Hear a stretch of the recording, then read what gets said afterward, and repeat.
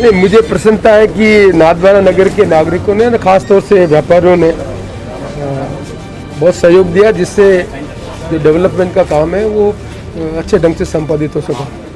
ये बात सही है कि श्रीनाथ जी के दर्शन नहीं हो रहे हैं, यात्री नहीं आ रहे हैं, लोगों की जो आर्थिक स्थिति है उस प्रभावित हुई है।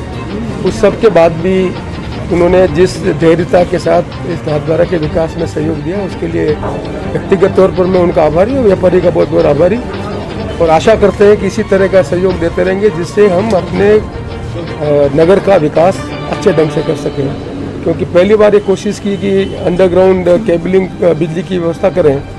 जो टेरेन है उसमें तकलीफ थी, और जो मंदिर के आसपास की बसावट है उसमें पानी सारा जो बह के आता है वो चौपाटी पर आता है, चाहे वो बड़ा बाजार से आए, चाहे पित्तपोली से आए, चाहे गोविंद चौक से पानी आए, सारा पानी चौपाटी से होकर गुजरता है। तो जो मंदिर का लोकेशन है वो इस तरह का है कि नाले से जो गुजरने का वाला पानी है वो इसी सड़क पर निकलता है जहाँ दुकानें हैं, जहाँ मंदिर जाने का रास्ता है।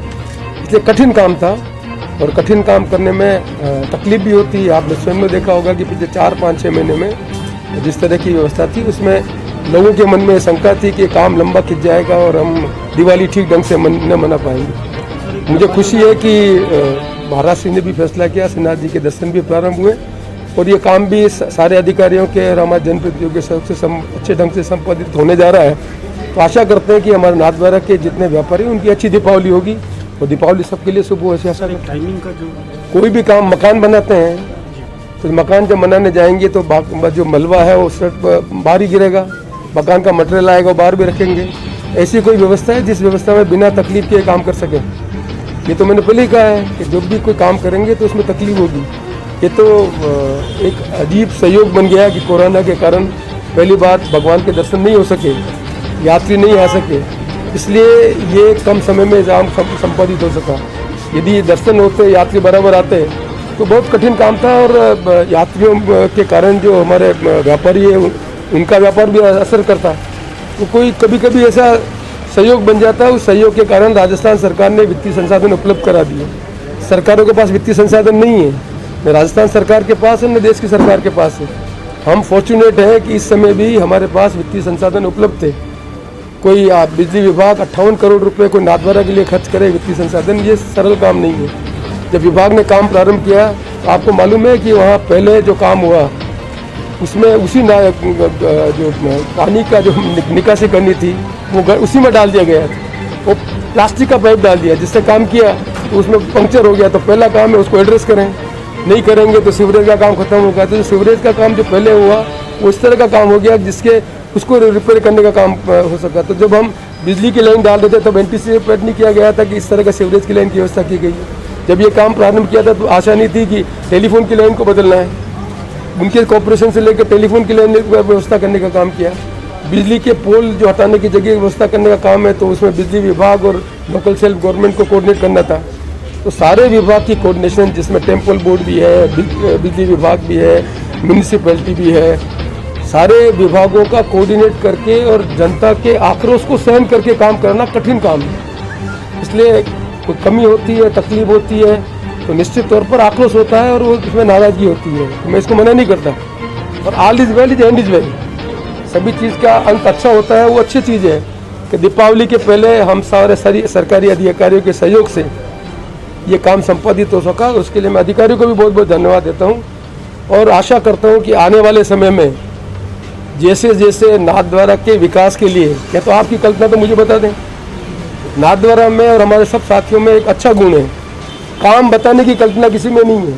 काम जब प्रारंभ हो उस समय हमारे सबकी विद्वत्ता शुरू हो जाती है कि काम को कैसे करना चाहिए। अभी भी किसी के मन में वो नाथद्वारा के विकास की कल्पना तो मुझे बताएं, मुझे खुशी होगी।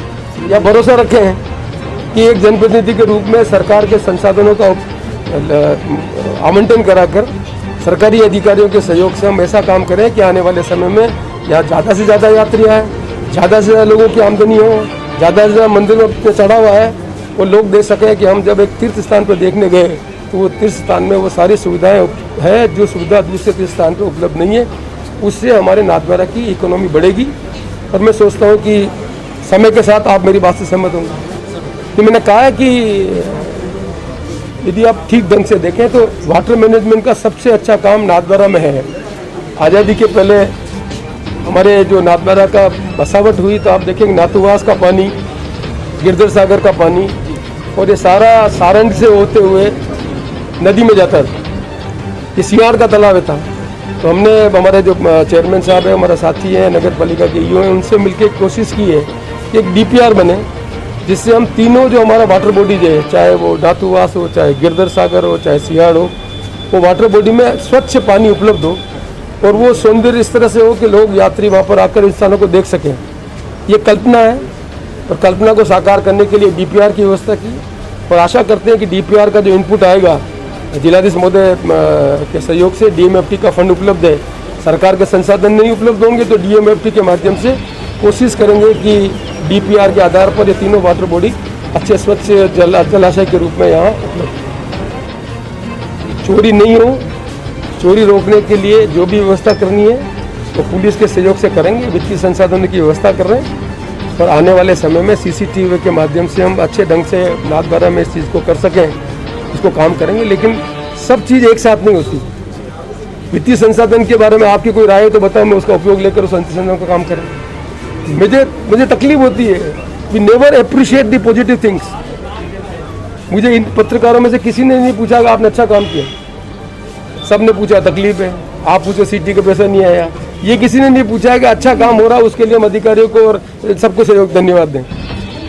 मैं आशा करता हूँ कि हमारी सोच पॉजिटिव होनी चाहिए। सकारात्मक सोच नहीं होगी तब तक हम न खुद का विकास कर सकेंगे, न अपने गांव का विकास करेंगे, न प्रदेश का विकास कर सकेंगे।